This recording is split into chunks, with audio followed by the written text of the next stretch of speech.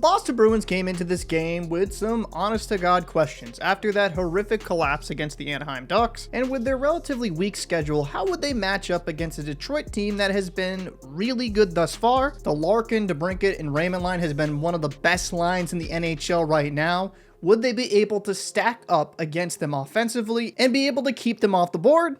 Well, Bruins looked pretty good tonight for the most part. We would get into the first period. Pastrnak and Marchand would get assist on this Zacha goal, burying this loose puck on the power play. The Bruins go up 1-0. About 4 minutes later in the first period, Charlie McAvoy, the man himself, would take it right to the net, go across the goalie's face, and it would squeak past Husso. The Bruins are up 2-0, and things looked pretty good for the Bees. They were dominant in that first period. They would go into the second period, but no team would be able to get it past the opposition's goaltender. But I would be remiss not to mention Matt Patra. While he did not get a point in this game, looked really solid, had a lot of smart plays along the boards. This kid just keeps impressing me. A lot of things he does do not show up in the stat sheet, but it just shows he has maturity far beyond his years. Going into the third period, wrong to Veleno. Veleno would make a nice move here to get some open space, rip this past Swayman. He's had a hell of a start to the season. That's his 5th goal of the season already. Detroit was the far better team in the third period. I think the Bruins were the better team in the first and the second. But watching that game, Detroit was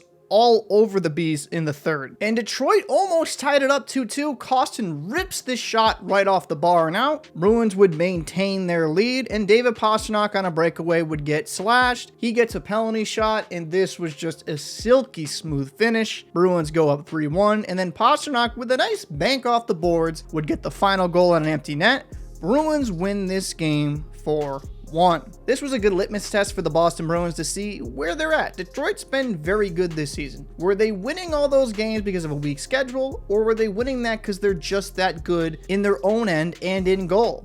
And the offense, while still has things to improve, looked far more dangerous this time around, and their penalty kill just continues to be one of the best in the NHL. As for the Red Wings, if they brought the effort they did in the third period, in the second and first period, this could have been possibly a Red Wings win, but the Bruins did a lot of things to stifle them in the first two. And in my opinion, these two teams will have a lot of fun matchups throughout the season. I think this will quiet some people's opinions that the Bruins were just on that record due to the schedule, but we will see. It's very early on in the season. This is a terrific start for the Bees, but they still got a lot of hockey left to play. Let me know down below in the comment section who stood out to you the most in this game. I'm Captain Paul. I'll see you in the next one. Detroit, who came in here looking to get back on the winning track with their offense.